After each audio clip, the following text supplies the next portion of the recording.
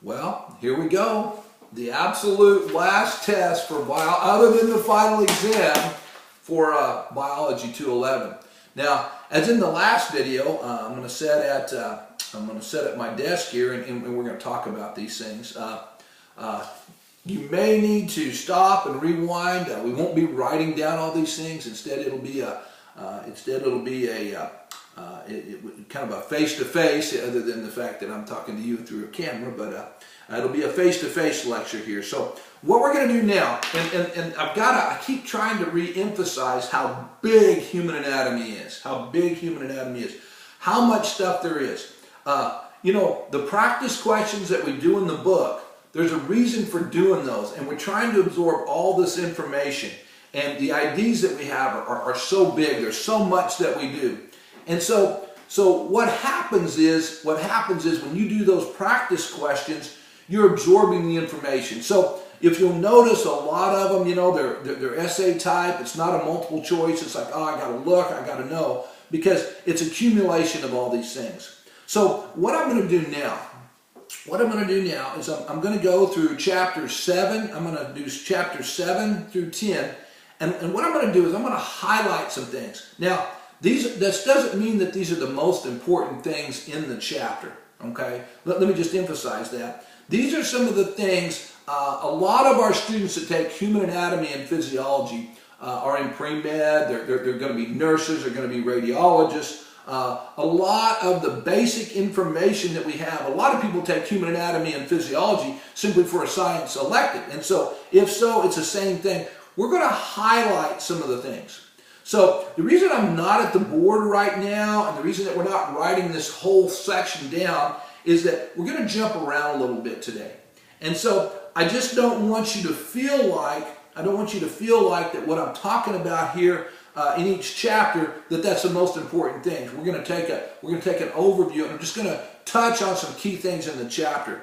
And you'll find this in the actual lecture, the actual class. This is the way it's taught. We don't talk about everything. A lot of the information you get from the text, from the practice problems, from the lab situations that you do. So we're going to touch on some things. So this is a beautiful format, because unlike a lecture, you can stop this and write it down and come back and take notes, or you can watch it all the way through and second time through take notes. So, but the good news is, rather than say that this test is over chapter 7 through 10, what I am going to tell you is that everything that I cover in this lecture over the series of the next couple of videos will be on your test. Okay, and so the last regular test for this class is going to be this information. So once again, it's not necessarily the most important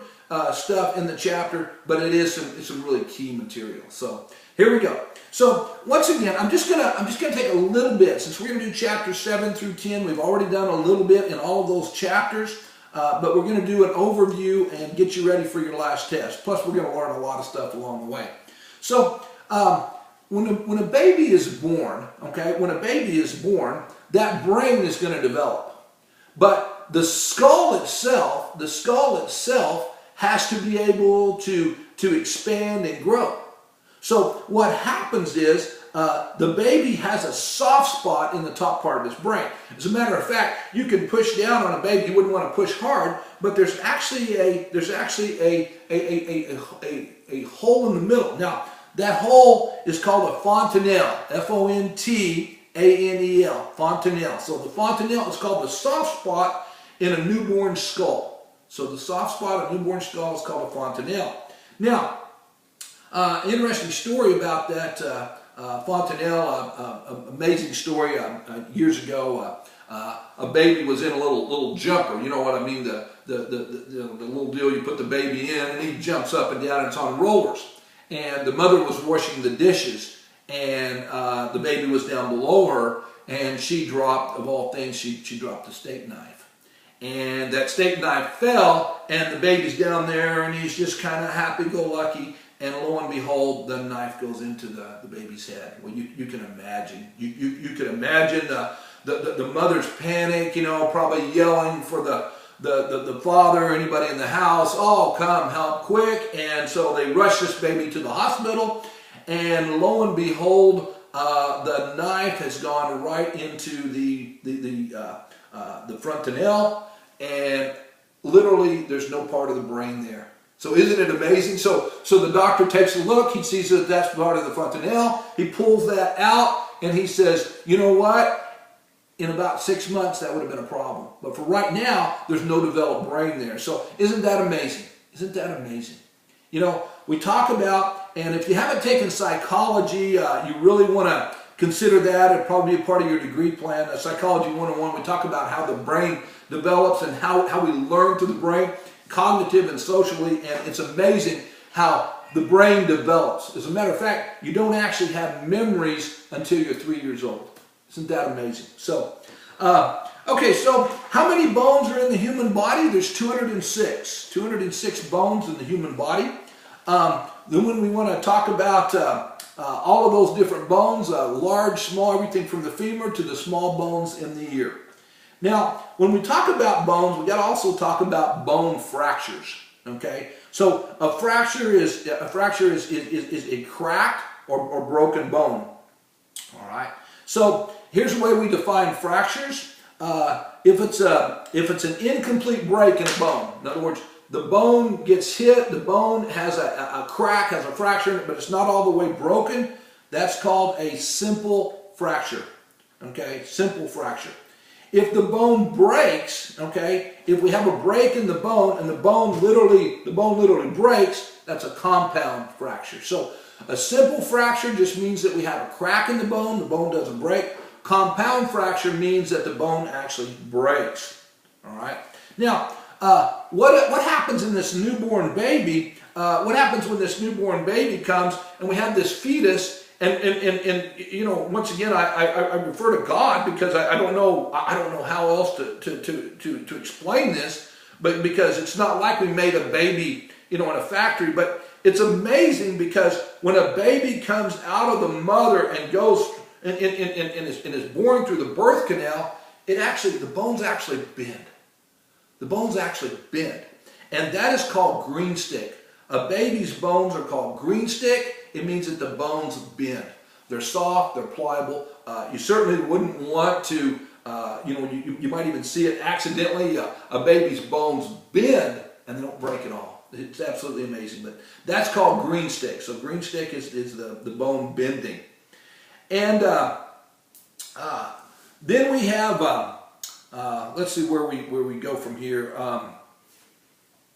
If the bone, okay, so once again, an incomplete break, the bone doesn't break in half. A complete break, the bone breaks all the way. Green stick, the bone bends, okay? And it's really interesting because in the green stick, the cells are actually not full of calcium yet. The calcium comes in as the baby drinks the mother's milk and drinks that milk, that calcium comes in and fills in the pores in the bone, and the bone no longer becomes green stick. Now, wouldn't it be better if we stayed green stick all along? We'd never have a broken bone. Well, that would be a problem because we would never be able to walk. We'd never be able to catch. If all our bones bent, that would be a problem.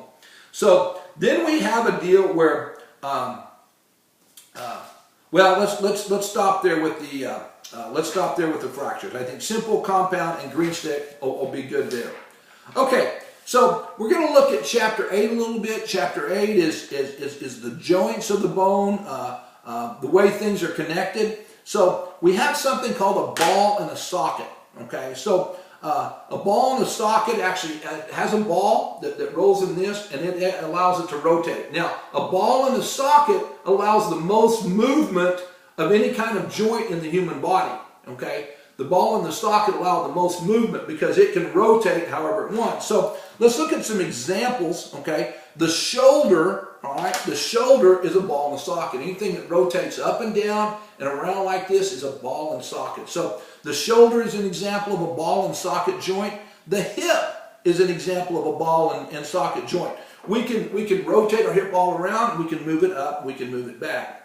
Now, in the thumb, okay, the thumb is not a ball and socket, okay? We can do this, and we can move it here, and it looks like a ball and socket, but the thumb is actually known as a saddle, okay? Saddle joint, Okay, so it's a little bit different. So what kind of joint's in the thumb? It's a saddle joint. Now, the elbow, okay, the elbow, all right, it comes in and out. Okay, now we say can we rotate the elbow? No, we can turn the bones, okay?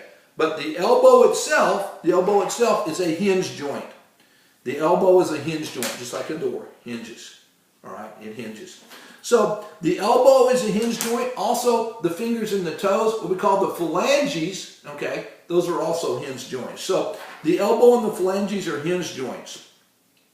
Now, the movement that decreases the angle between two bones. Okay, so here's my two bones. So if it decreases the angle, means I'm coming in. Okay, that is called flexion. Flexion. F-E-L-E-X-I-O-N. Flexion. So somebody says, I flex my muscles. That means pulling it in, decreasing the angle. Okay. Now, if we move it towards the middle of the body, okay, if we move it towards the middle of the body, we'll move anything towards the midline of the body is called adduction, A-D-D-U-C-T-I-O-N. That means we move it toward, that's adduction, okay, and away from the midline is called abduction, okay. So as I pull my knee up, and if it comes towards the midline of the body, once again,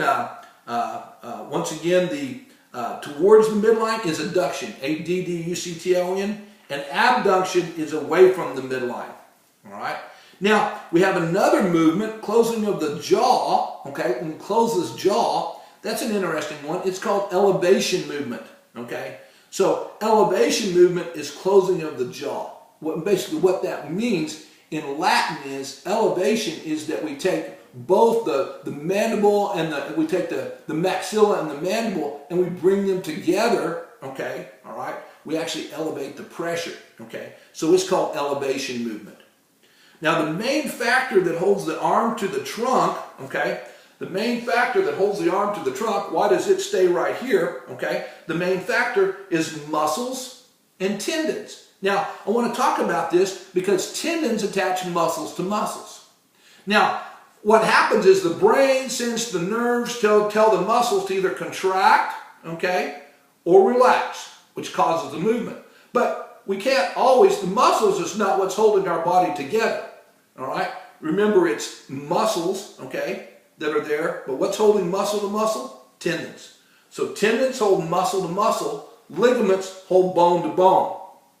All right, now, the largest and most complex joint in the body, the largest, most complex joint in the body is the knee. So it's not the hip. The hip is interesting, but the knee is known as the most complicated joint in the body. And the reason is because the knee has all these ligaments, okay? So here's the knee. What does the knee have to do? The knee has to hold us up our whole life. Our knee takes an incredible amount of pressure. Our knee takes our entire weight constantly, and then when we run and we jog and we walk and we move and we jump, we put pressure on that knee. So we have to have a shock absorber, but we also have to have something to protect that knee. Now, ligaments, we were telling you, holds bone to bone, okay? So the ligaments that form a cross at the knee are called the cruciate, C-R-U-C-I-A-T-E. The cruciate ligaments make an X across the bone, across the top, okay? We look at this, we have the femur coming in, okay? And then here's the knee, the patella. And so then we have the tibia and the fibula. And so we have an X, okay? What kind of ligament is that? That's a cruciate ligament. All right? So once again, the knee is the most complicated joint in the body. And the ligaments that cross that knee are called cruciate. Now, luxation, L-U-X-A-T-I-O-N, refers to the dislocation of a joint. If a joint gets out of place, okay, that's called luxation, L-U-X-A-T-I-O-N. If we sprain an ankle and it's not because of a tendon or a ligament, but the whole joint's out, somebody's shoulder's out, okay, you might be a nurse or a doctor or a physician's assistant or something, and somebody says we have a luxation. That means the entire joint is out. That ball and socket is out of place. Okay, well, we'll stop there with, that was chapter 8. We're going to move on to chapter 9 in the next video.